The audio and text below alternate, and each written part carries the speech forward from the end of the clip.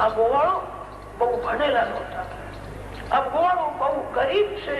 શ્રી કૃષ્ણ ગોવાળો સાથે પ્રેમ કરે.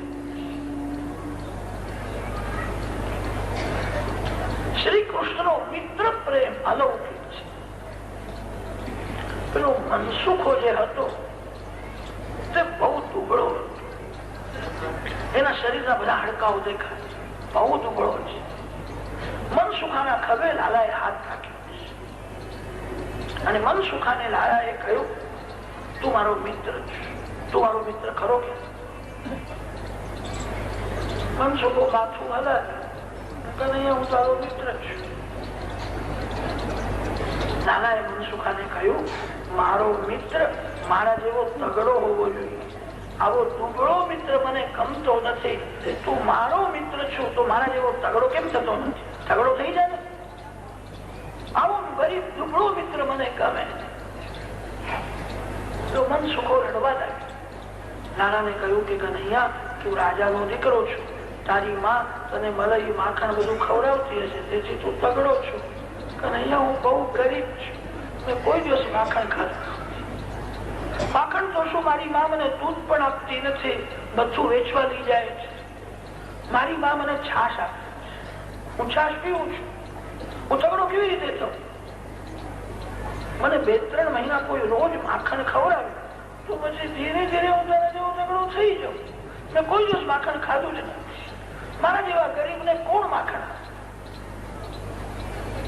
મનસુખો બહુ ગરીબ હતો અને તે રડવા લાગ્યો.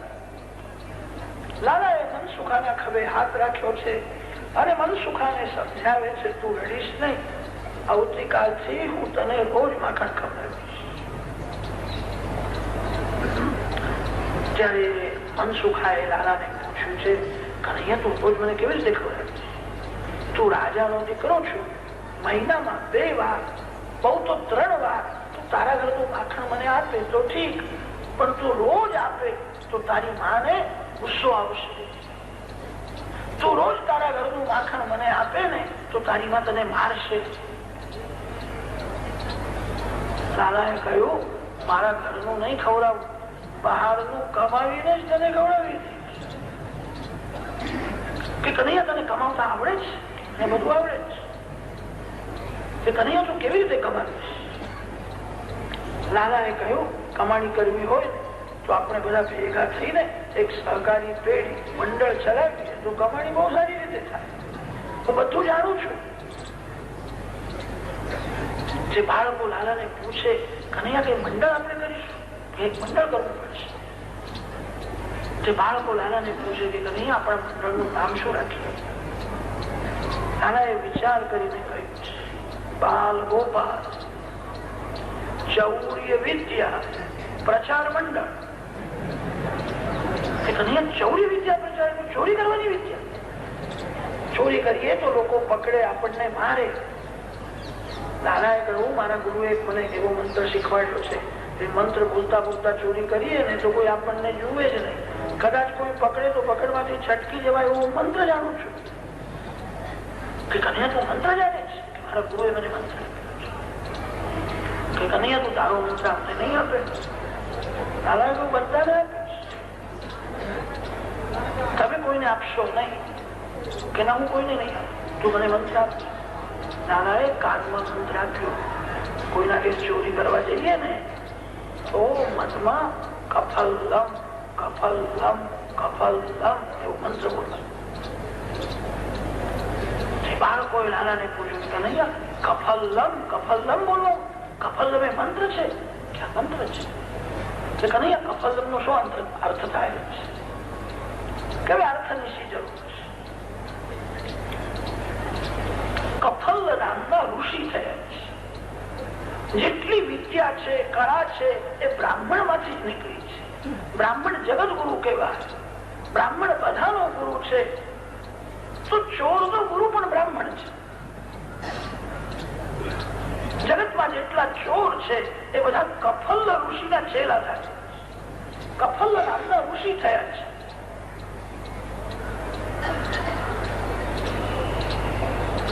બાળકોને મંત્ર આપ્યો છે. આ મંત્ર લાલાએ મિત્રોને જ આપ્યો છે. આ મંત્ર યાદ રાખીને તમે કોઈ ઠેકાણે પ્રયોગ કરવા જશો નહીં તો તમે ધ્યાનમાં રાખશો કે મહારાજે આજે ચોરીનો મંત્ર કયો હતો. થોડો વિચાર. ચોરી એ પાપ છે. પાપ કોણ કરે છે અને પાપ કોણ કરતો નથી આપણા શાસ્ત્રોમાં એનું વર્ણન છે. જે પરમાત્મા સાથે પ્રેમ કરે, જે ભગવાન સાથે રમે, એ પાપ કરી શકે છે. પાપ તે કરી શકે છે જે મળમૂત્રથી ભરેલા શરીર સાથે રમવામાં સુખ સમજે છે. પાપ તે કરે છે જે પરમાત્મા સાથે પ્રેમ કરતો નથી. જે પરમાત્મા સાથે પ્રેમ કરે, જે પરમાત્મા સાથે રમે, એના હાથે પાપ થાય જ નહીં. અને કદાચ થાય તો એનો જવાબ ભગવાન આપ્યો છે. અવિદ્યાવત જીવપરાણી સર્વાણી શાસ્ત્રાણી પ્રવર્તન્તે સર્વેષામ અવિદ્યાગ્રસ્તત્વાત. શાસ્ત્રની પ્રવૃત્તિ અજ્ઞાની જીવ માટે છે જે પરમાત્મા સાથે રમે છે, જે પ્રભુ સાથે પ્રેમ કરે છે. એના માટે કોઈ મર્યાદા નથી. એના હાથે પાપ થાય જ નહીં. અને કદાચ થાય તો એનો જવાબ ભગવાન આપે છે.